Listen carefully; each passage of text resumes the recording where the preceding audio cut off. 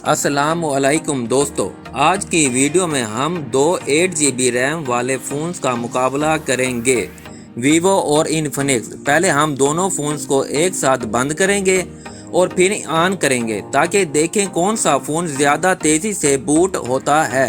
ये देखना वाकई दिलचस्प होगा कौन सा फ़ोन ज़्यादा जल्दी शुरू होता है। अब जब फ़ोन ऑन होंगे हम रिफ्रेश रेट और स्क्रॉलिंग की स्मूथनेस को चेक करेंगे। रिफ्रेश रेट का फ़र्क वीडियो देखते और गेम खेलते वक्त खास तौर पर महसूस होता है, इसलिए ये टेस्ट बहुत अहम है। तो दोस्तों, वीडियो को आखिर तक देखें और हमें कमेंट में बताएं कि आपके ख्याल में कौन सा फ़ोन जीता। अगर आपको वीडियो पसंद आई हो तो लाइक और सब्सक्राइब करना ना भूलें।